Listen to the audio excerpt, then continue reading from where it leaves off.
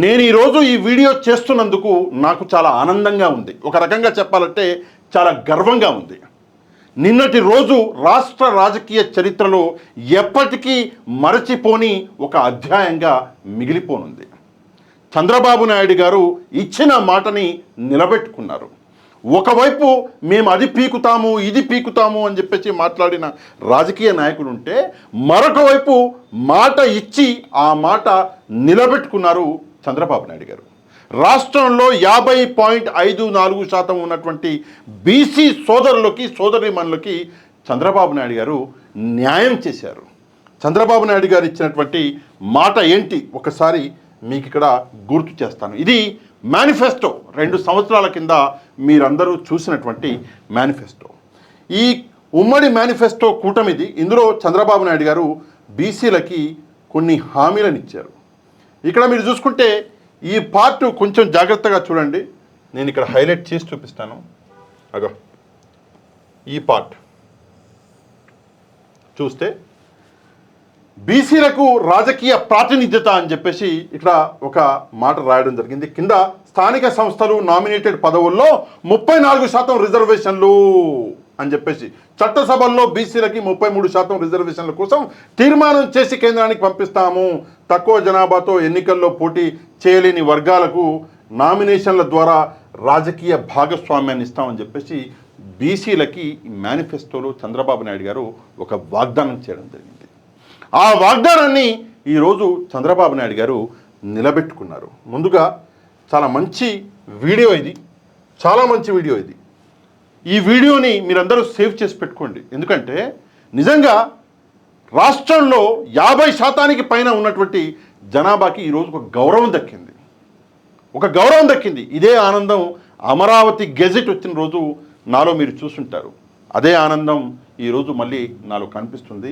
ఈ వీడియోని దాచిపెట్టుకోండి. ఆ గెజెట్ ఎట్లయితే పెట్టుకున్నారో ఇది కూడా దాచిపెట్టుకోండి. నిజంగా ఆనందకరం. దయచేసి వీడియో చూడడానికి ముందు మన వీడియోని లైక్ చేయడం మాత్రం మర్చిపోకండి. ఒక లైక్ చేస్తే మన వీడియో కూడా వైరల్ అయ్యే అవకాశం ఉంటుంది. చంద్రబాబు నాయుడు గారు ఇక్కడ ఏం మాట్లాడుతున్నారో ఇక్కడ వినండి. 3 అంశాల మీద చంద్రబాబు నాయుడు గారు ఇక్కడ మాట్లాడుతున్నారు. బీసీలకు న్యాయం చేయడం కోసం ఈ రోజు ఒక ప్రత్యేకమైన కేబినెట్ పెట్టుకొని చర్చించాం.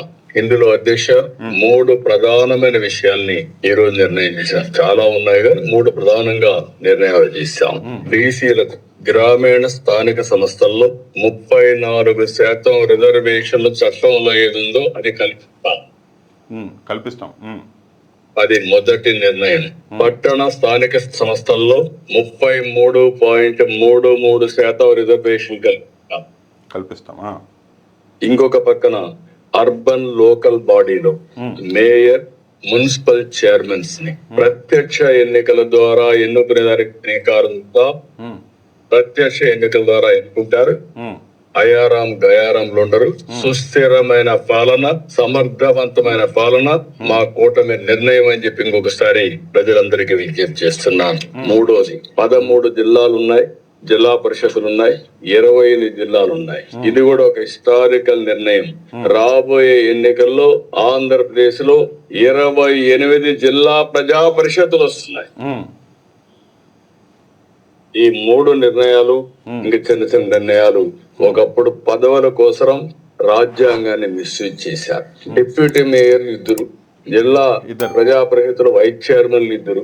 అంటే వీళ్ళకి పదవులు కావాలంటే ఇచ్చారు కానీ బీసీలకు మాత్రం రిజర్వేషన్లు కాపాడలేకపోయిన ప్రభుత్వం గత ప్రభుత్వం అని చెప్పి కూడా నేను మీకు తెలియజేసుకుంటున్నాను. ఇక్కడ కొన్ని ముఖ్యమైనటువంటి అంశాలు అంటే చంద్రబాబు నాయుడు గారు ఆల్రెడీ చెప్పారు, కానీ దీని యొక్క కొంత హిస్టరీ మీరు తెలుసుకోవాలి. వైఎస్ఆర్ కాంగ్రెస్ పార్టీ చేసిన నీచమైనటువంటి రాజకీయం కూడా మీరు తెలుసుకోవాలి. ఎందుకని చెప్పేసి ఈ ఎన్నికలు అక్టోబర్లో పెడుతున్నారు అన్నటువంటి విషయం కూడా మీరు తెలుసుకోవాలి. విషయం ఏంటంటే ఇప్పుడు చంద్రబాబు నాయుడు గారు చెప్పింది 3. ఒకటి, గ్రామీణ స్థానిక సంస్థల ఎన్నికల్లో బీసీలకి 34% రిజర్వేషన్లు కల్పిస్తున్నామన్నారు. నిజంగా చప్పట్లు కొట్టాలి, మనం చప్పట్లు కొట్టాలి.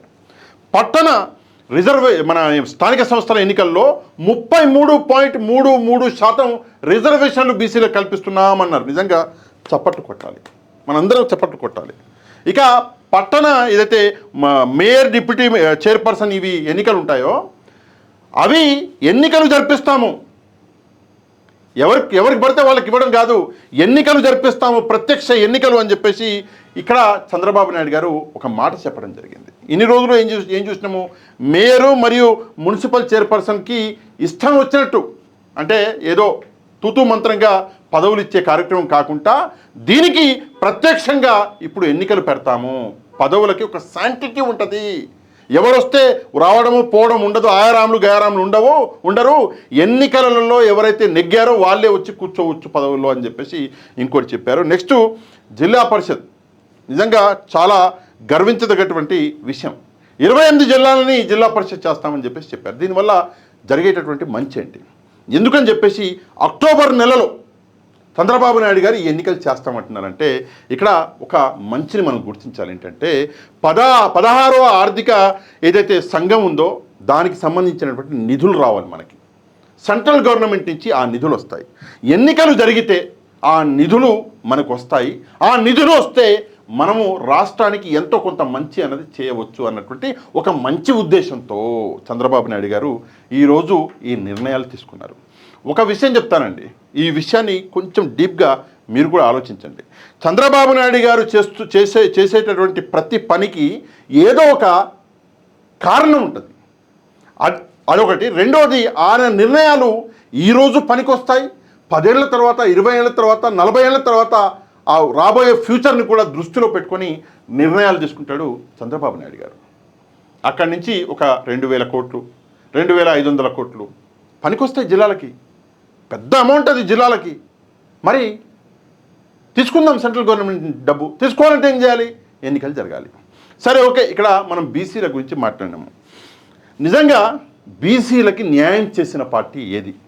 వైఎస్ఆర్ కాంగ్రెస్ పార్టీ ఎట్లా బీసీలకి వెన్నుపోటు పొడిచింది? ఇది ముఖ్యమైనటువంటి అంశం కదండి, బీసీలు ఆలోచించవలసిన అంశం కదండి. నాకు తెలుసు వైసీపీలో కూడా కొంతమంది ఉన్నారు, వచ్చి ఏం చేస్తారు, అలా కాదు, ఇలా కాదు, అది కాదు, ఇది కాదు అని చెప్పేసి ముచ్చట్లు మాట్లాడతారు, ఏదో ఒక బురద తల్లిపోయే ప్రయత్నం చేస్తారు. కానీ నిజమేంటి ఒకసారి మనం చూస్తే, అన్న ఎన్టీ రామారావు గారు 1986లోనే బీసీలకి మొట్టమొదటిసారి 20% రిజర్వేషన్లు కల్పించారు.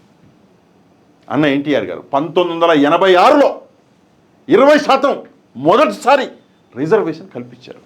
దాని తర్వాత చంద్రబాబు నాయుడు గారు 1995లో, ఇది గుర్తుపెట్టుకోండి, 1995లో ఆ రిజర్వేషన్ని 34% పెంచారు ఆయన. అప్పుడే 95లో ఆ రిజర్వేషన్ ప్రకారమే లోకల్ బాడీ ఎలక్షన్స్ జరిగినాయి. 95లో జరిగినాయి, 2001లో జరిగినాయి, 2006లో జరిగినాయి, 2013లో జరిగినాయి. కానీ వీళ్ళు అధికారంలోకి వచ్చాక 2019లో ఏవైతే ఎన్నికలు జరిగినాయో, వైసీపీ అధికారంలోకి వచ్చాక, ఈ ఎన్నికల్లో వైసీపీ అధికారంలోకి వచ్చాక వీళ్ళు ఏం చేశారంటే ఈ 34% రిజర్వేషన్ని తొలగించి జియో నెంబర్ 559, 560 తీసుకొచ్చి ఆ జీవోల ద్వారా ఈ 34% బీసీలకి రిజర్వేషన్ తొలగించి ఆ రిజర్వేషన్ని 24.15కి కుదించేశారు. చంద్రబాబు నాయుడు గారు 34% రిజర్వేషన్ ఇస్తే 95 నుంచి వీళ్ళు అధికారంలోకి వచ్చే వరకు, వైసీపీ అధికారంలోకి వచ్చే వరకు ఈ 34% రిజర్వేషన్ నడిస్తే ఈ 34% రిజర్వేషన్ని జియో నెంబర్ 559, 560 తీసుకొచ్చి 24.15% కుదించారు. ఎవరు? వైఎస్ఆర్ కాంగ్రెస్ పార్టీ వారు.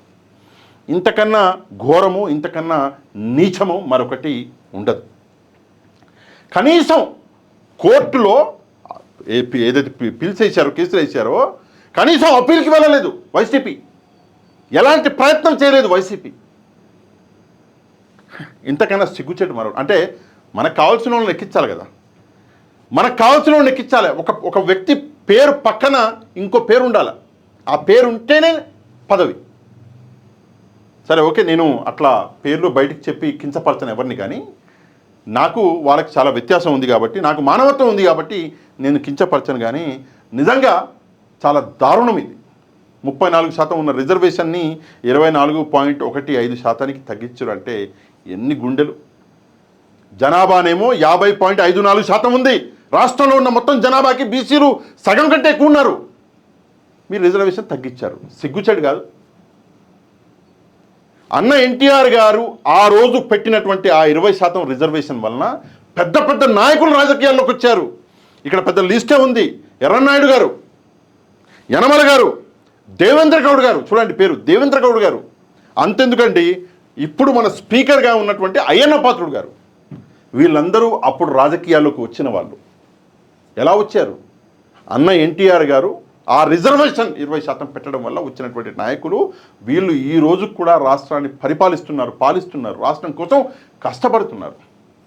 ఇలాగా రాజకీయాల్ని మెరుగుపరచాలా, ఇలాగా ప్రజలకి కొత్త నాయకత్వాన్ని తీసుకురావాలా, నాయకుల్ని గుర్తించాలా. కానీ మీరు మాత్రం ఒకే ఒక సామాజిక వర్గం కోసం బీసీలకి ముఖ్యంగా పొట్టగొట్టారు, అన్యాయం చేశారు. ఈ రోజు కూడా క్యాబినెట్లో మనం చూసుకుంటే అచ్చెన్నాయుడు గారు, కొల్లూరు రవీంద్ర గారు, ఇక పల్లా శ్రీనివాస్ గారు, కూనా గారు, ఇట్లా చాలా పేర్లు ఉన్నాయి. బీసీ నాయకులు చాలా పేర్లు ఉన్నాయి. చంద్రబాబు నాయుడు గారు తీర్చిదిద్దినటువంటి నాయకత్వం ఇది ఇప్పటి నుంచి కాదు, 90 నుంచే పేర్లు చెప్పుకుంటూ వస్తే పిచ్చోళ్ళు అయిపోతాం. ఈరోజు తెలంగాణలో ఉన్నటువంటి నాయకుల్లో కూడా చాలామంది ఏంటి, ఇక మొత్తం బ్యాచ్ ఎక్కడి నుంచి వచ్చింది? చంద్రబాబు నాయుడు గారి టీం నుంచి వచ్చింది. ఆంధ్రప్రదేశ్లో ఉన్నటువంటి బీసీస్ నాయకులు, పెద్ద పెద్ద నాయకులు ఆయన దగ్గర నుంచి పుట్టుకొచ్చిన వాళ్ళే. నిజంగా ఇది గర్వకారణం ఒకవైపు. మరొక వైపు వీళ్ళు చేసినటువంటి పనులు, పదవులు ఇవ్వాలి అని చెప్పేసి వీళ్ళు ఏం చేశారు అంటే, డిప్యూటీ మేయరు మరియు వైస్ చైర్మన్ రెండు పదవులు. యాక్చువల్గా డిప్యూటీ మేయర్లు ఎంతమంది ఉంటారు? ఒకరే ఉంటారు కదా? కాదు, 2 సీట్లు. ఎందుకంటే మన వాళ్ళకి 2కి ఇవ్వాలి. ఆ 2 ఒక్కరు తెచ్చారు. వైస్ చైర్మన్ ఒక పదవి 2కి ఇచ్చారు. వాళ్ళిద్దరు కొట్ట చావాలి అంటే మింగాలి, తినాలి. ఇదే నడిచింది. అందువల్లనే ప్రజలు విసిగెత్తిపోయారు.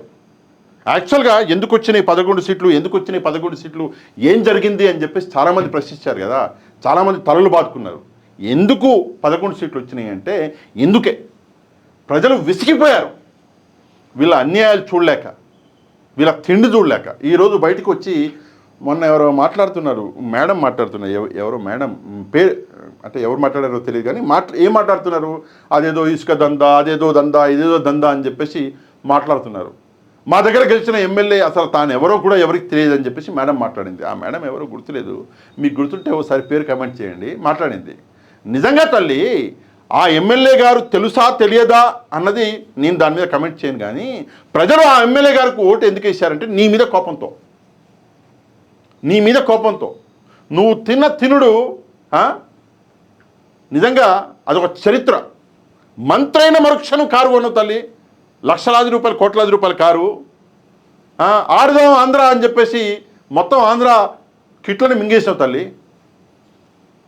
మరి నిన్ను చూసి ప్రజలు తట్టుకోలేక ఇంకా వీళ్ళు తినడం ఆపరు అని చెప్పేసి చివరికి ఏం చేశారు అంటే మీ అపోజిషన్ పార్టీకి ఓటు వేశారు. ఇక్కడ చంద్రబాబు నాయుడు గారి గొప్పతనంతో పాటు మీరు చేసినటువంటి దరిద్రాలు, అందువల్ల ఈరోజు 164 స్థానాలు గెలిచింది కూటమి. అండ్ ఇంకో విషయం చెప్పనా, చాలా ముఖ్యమైనటువంటి విషయం ఇది, నేను ఇంతకు ముందు కూడా చెప్పా.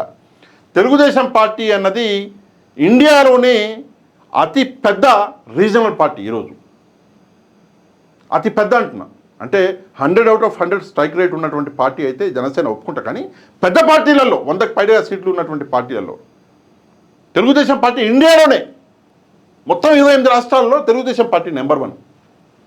ఆ నెంబర్ 1కి తీర్చిదిద్దింది నారా లోకేష్ గారు.